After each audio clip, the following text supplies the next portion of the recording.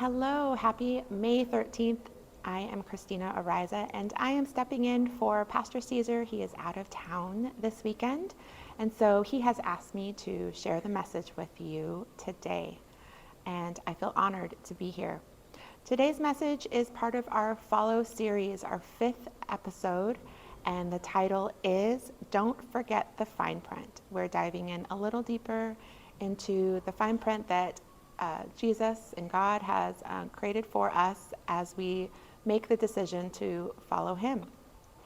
Last week, we had a series or a sermon about the clothing that we should wear as followers of Christ. What should we wear? And the discussion was very much around what we think we should wear and dress and attire and how it represents us.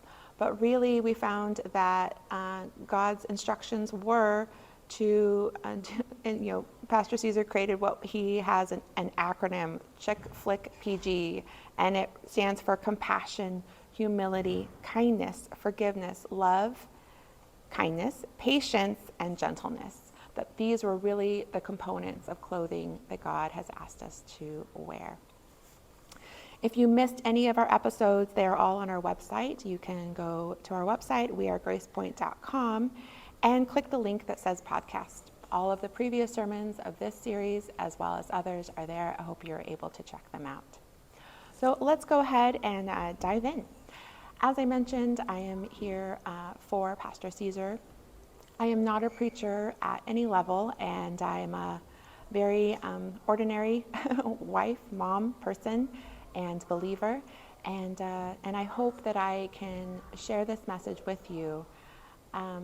It's interesting as I was reflecting on that, feeling like, hey, I'm not good enough to be up here and share, but really we look at the Follow series and what it tells us, and it shows us how Jesus is taking very ordinary people who live very ordinary lives, and He is able to guide them, instruct them, call them to lead and to share others and convince others, of the amazing life that God has for us. And so, I hope I'm able to share and speak a message to you today that resonates you around the Follow series. About 10 or 11 years ago, my husband and I made the decision to start a family. We had been married, for several years. We're in the thick of our career, and we decided we were ready for that next step. There was some thought that put into it. It's very intentional. We did our research and, decided it was the right time. We were around our 30s or so, and, we made that decision. What we didn't anticipate was the incredible journey that we would have in order to become parents. We did all the research, all the planning, of course, but over time we found that we needed medical intervention. We needed so many doctor's appointments, medications, surgeries. It was a huge struggle. And during that time, I especially, was crying out to God, asking Him for a blessing for a child, praying, begging, willing to do deals, so many tears, and so much grief and loss, in that journey as well. And 5 and 6 years later, we were blessed with our first child. It was an incredible blessing, a miracle, but it was such a hard journey. And if you would ask me at any moment in time, Christina, would you do this again? Knowing what you know now, not everyone has those struggles. Would you do this again? And I would say to you, absolutely, 100%, it was worth it. And so when we look at where we're at and when taking those steps to follow Jesus, to follow Christ, we now are diving into the fine print. The details, what does that actually mean in terms of steps for us? And this weekend is Mother's Day weekend, so moms, thinking of you, praying for you, sending you lots of love. I'm going to lean into that role, in my talk today, because that is my primary role. I'm a stay-at-home mom, care for my 2 girls. And I think there are a lot of parallels into the message that I'm sharing with you today and the roles that we play, in our life as caretakers, parents, others, and what we're willing to sacrifice and give for those that we love. So have you ever gone into the dealership to buy a car and they give you all this paperwork and it's, lots of things, and you always have lots of fine print details and you are asked to read them. So, we look at Mark chapter 8 is where we're going to dive into. So if you want to open your Bibles to verses 27, Mark chapter 8, verse 27. And we start off with Jesus and his disciples. They're leaving Galilee and they're going up to the village near Caesarea Philippi. So that's the name of the area that they're in. And as they're walking along, he asked them, who do people say I am? And, I think Jesus is very intentional about everything that he does, the timing of it all. And this is the beginning of a really critical conversation he's having with them about the time that's to come. Up until this point, he's in earlier chapters of Mark, he's been doing, all these miracles, and, Jesus is performing these miracles, and his disciples are in awe, and they're also leading and, supporting him, being with him. And so, he's now asking them, who do people say I am? And they replied, well, some say John the Baptist, and some say Elijah, and others say you are, one of the other prophets. Now, during this time, reincarnation was a very popular belief. So I even think, King Herod, for example, he thought that Jesus might be a reincarnation of John the Baptist. And so, there was a common understanding that maybe Jesus was one of those prophets back to life. And so that's kind of their response. They gave them the answers. That's what everyone potentially thinks. And then he asked them something a little deeper, but who do you say I am? And so, this is interesting because he's saying, you guys have spent a lot of time with me. Yeah, I'm hearing what you're saying, what everyone else is thinking, but who do you say that I am? And Peter responds to him and he says, you are the Messiah. In Hebrew, Messiah is translated into Christ, and in Greek, it's translated into anointed one. So he's saying, you are the Messiah, you are the anointed one, you are Christ. And this is a pivotal moment in Mark because this is the first time that the disciples have given him the title of Messiah. Prior to that, they'd really been referring to him as teacher. And so he is saying, you're the Messiah. And in Messiah, in that time frame, Messiah really was a political leader, a ruler, the next king. And so by saying that, he's saying, I believe you are the one to come and who's going to overthrow the Roman Empire, and you're going to become our leader, our national leader of this world. And that's a pretty significant title.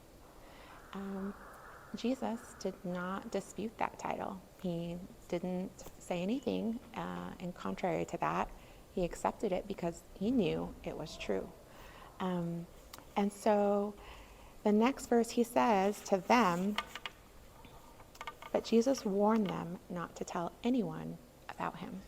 And I thought that was so interesting, Here the disciples are finally getting to that point where they're seeing him as the Messiah, where they're understanding that that is his role, and Jesus is saying, but don't tell anyone. And it really was about the timing of it all. He knew that it was going to come out, but because of the expectations that everyone had for, Messiah, Christ, if folks found out too soon, it was going to change the plan, change the outcomes that God and Jesus had designed for him on this earth. And then We move into the next verse, Mark chapter 8, verse 31, and he starts to tell them what's going to come. He says, "Then Jesus began to tell them that the Son of Man must suffer many terrible things and be rejected by the elders, the leading priests, and the teachers of religious law." And, he's telling them openly, with his disciples, he's telling them, hey, I'm going to die. Terrible things are going to happen to me very soon. And in the next verse, and then he says he would be killed, but 3 days later he would rise from the dead. So he's letting them know about crucifixion and resurrection. He's preparing them for that time. And Peter takes him aside and he begins to reprimand him for saying such things. So, can you imagine Peter saying, I just told you that you're going to be the Messiah, and you go and now you're telling us you're going to die? Like, that doesn't line up at all. You're supposed to be taking over the world. So this can't be happening. Like, stop, stop with your crazy talk.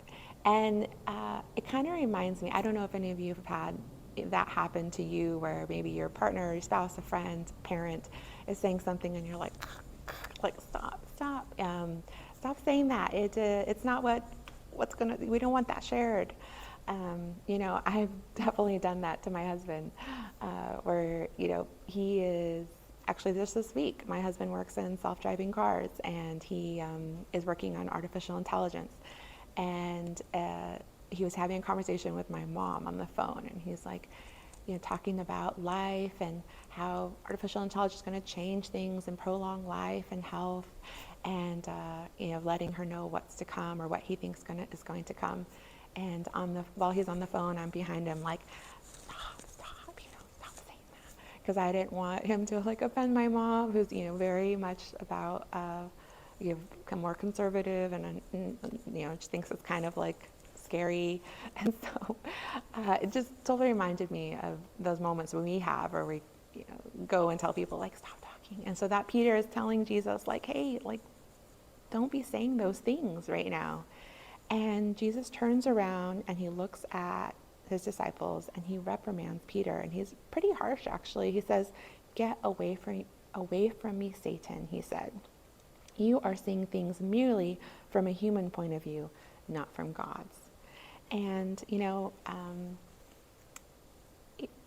it's a little bit harsh, right? Calling him Satan, but he's trying to let him know, you're still thinking like the world. You're still thinking like everyone else.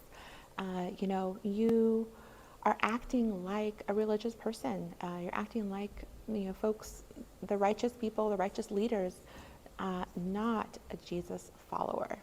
And it's very different than what I think even the disciples had imagined for Jesus and his role. So then he calls the crowd to join his disciples. He said, "If any of you wants to be my follower, you must give up your own way, take up your cross, and follow me." And this is now we're in Mark 8:34.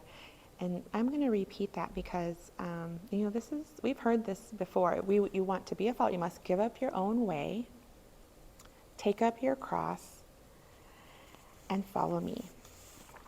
And, what does that mean? We typically think of a cross as a piece of jewelry, maybe something that you see in a church, on a mug. But when he's telling people, he's not just telling the disciples now, he's invited the crowds to listen. He's saying, take up your cross. So during that time, crosses were connected very much to crucifixion, and criminals, individuals that were being, that were, told they needed to take up the cross, was literally they were lining into the streets, and they were crucified in places that were meant to teach a lesson. So when you were walking along streets, in certain areas there were crosses with those folks either dying or dead. And, it's a very visceral reaction to that when you're saying, pick up your cross, like you're willing to die for me. and you must give up your own way. This is really about being less self-serving, the idea that you're willing to sacrifice your own needs, your own wants, your own desires, and follow me. And, this may seem a little bit out of reach because, we don't have crosses, of course, and, giving up our own way, what does that mean? I think that we know this on a regular basis, as in our roles as parents. Me as a mom, I give up my own way all the time, every day, with my kids, down to the things I eat. Like if I'm trying to eat something and they're wanting it, sometimes, not all the time, I will give it to them. And so, if we are caring for a parent or a loved one and they need something, we're willing to give up some of our own needs in order to care for them. So I think that we are practicing this on a regular basis, and Jesus is essentially saying, like, you've got to give up something for me in order, to accept and follow me. And so if you want to be a follower, you have to actually follow. It's in the words there. There is no way around it. You can't make up your own rules or your own thoughts about what it should be. And he's saying, you've got to follow me. These are the steps. And then we move into, him talking a little bit about what happens when you do that. He says, if you try to hang on to your life, you will lose it. But if you give up your life for my sake and for the sake of the good news, you will save it. We all want to hang on to our lives. We all want long and healthy lives. We do a lot in our day-to-day to try to make sure that we have lives that are productive, meaningful, and that are a good quality of life. We try to eat healthier. We try to work out and have, be fit. We try to have good, healthy, positive relationships. These are all things that we are doing because we're trying to hang on to our life while we're here on this earth. And God's saying, yeah, you can do all those things, but you're going to lose it. I was having a hard time kind of reflecting on this. And the thing I kind of understand is that he's not saying to not do those things. Like, go ahead, do them. But really, if you're trying to save it, if you're trying to save your life, if you're trying to save yourself, the only way to truly do that is through me. And so if you devote your life to living the way that I've taught you, if you make the decision to follow me, you will end up saving it. You'll end up saving your life. This is, really deep news, because I think at this point, the disciples are probably like, now we're talking life and death. Now you're talking giving up the cross, saving our lives. Like, I think they've got to start to recognize that there's something serious. There's some real sacrifice or steps they're going to have to make in their lives beyond just following their teacher on the day-to-day. And, the last kind of key pieces here as we're finishing up, moving into verse 36. And what do you benefit if you gain the whole world but lose your own soul? We all want our soul to be long living. I'd like you to imagine, I don't know if any of you remember this game, it's a silly game, so I'll come back to where we're going. But there's this game, I'm a millennial, I was born, early 80s, 90s, that's the millennial time frame. And there's this game in school that we used to play called MASH. And I don't know if you'll remember that, but you would choose all the things you'd want in your life that would be ideal. The guy or the girl that you wanted to be with. It usually was celebrities. The type of house, the amount of money, and the type of job you have. And so it was the game, and MASH stands for mansion, apartment, shack, or house, to kind of give you an idea. So everyone wanted the mansion. Everyone wanted, $1 billion or $1 million. I think I put $1 million because I thought $1 million was a lot at the time. And then, the celebrity, you would choose your favorite or choose your crush in school. And then your jobs, you choose your ideal job. Well, it was kind of by chance. The game was, a little thing you choose, and then you see who you ended up with. And it was silly and funny. But hopefully you would get everything you wanted, and that was the prediction for your future life. So imagine yourself right now with everything you wanted. You have, the job that you've been pushing for and trying for and working for all these years. You have the income. You have the spouse, the partner that is amazing and supportive and just gets you and is perfect for you. You have great kids, and you have those support systems, that you have all the money and resources. You live in the perfect place. Imagine all of that. And at the end of your life, you are given the option of either choosing those things or choosing your soul. Would you give up all those things for, your soul? I think that people would, yes. People recognize, what would you benefit if you lose your soul? And yes, some people now we see give their material things. They are willing to give up a lot of things for material things, give up a lot of moral and integrity, things like that we see on a regular basis. But at the end of your life, I think most people, all people recognize that the soul is your most important thing, right? Is anything worth more than your soul?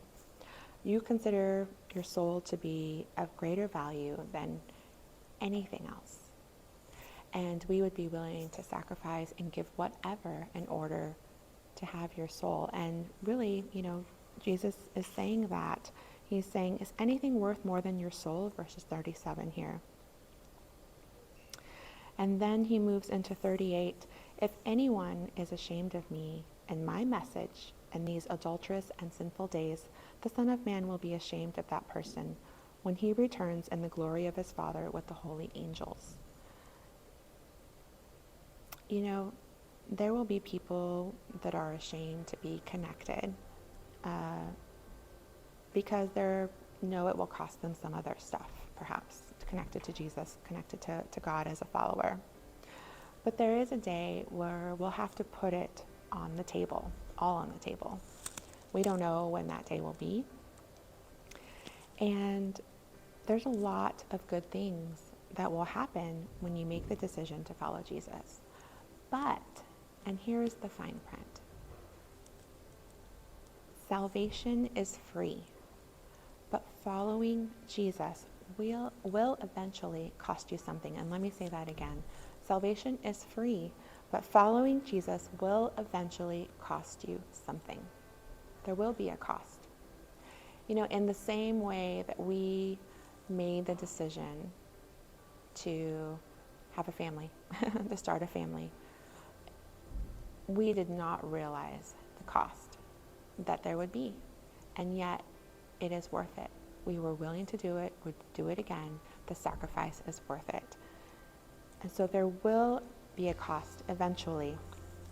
The good news is that here in this year, 2023, here in South San Francisco, here and wherever you might live, we probably won't have to die for our faith. The verses that Jesus is sharing with the disciples are really speaking to, picking up the cross and making perhaps and for some, the ultimate sacrifice in life or death. But the chances of us having to do that is almost none, very, very low. But we'll definitely be called to die, to do, to something for our faith. Believing is painless in most respects. Coming to church, pretty painless. And so eventually you'll come to a moment where there will be a cost. It will likely be in an area of life that you are already feeling very challenged in, and it will feel like, a hard choice. But it will also feel like the right choice. And, if you don't do the right thing, you always wish that you could go back and do it differently. But if you do the right thing, it will feel like no one will be able to appreciate it except you. Other people will think that there's something wrong with you for maybe some of those decisions that you made, but you know better. You know what was the best choice for you. You know what was the right one.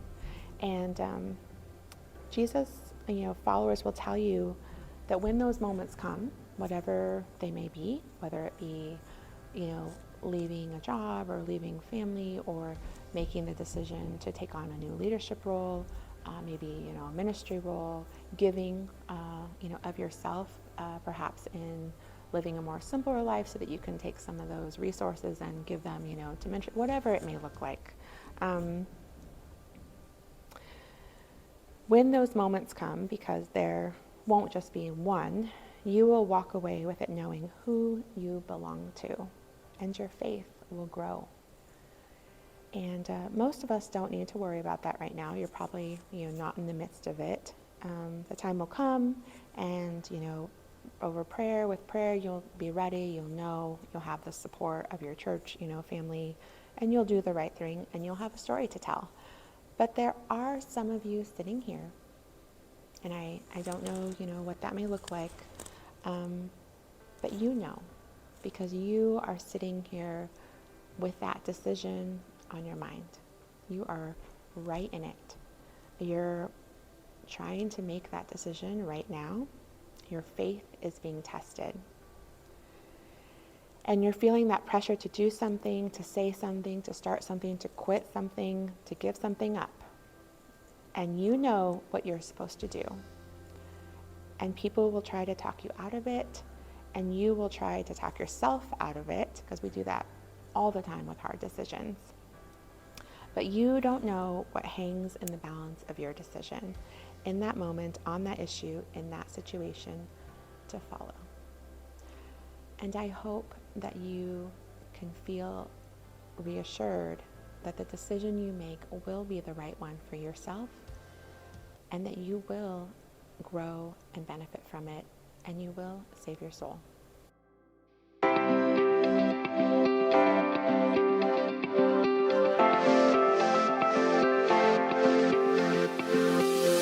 Thank you for joining us for this week's message. Gracepoint Church is located in South San Francisco, California. For additional content or to find out more information about Gracepoint Church, visit us online at wearegracepoint.com.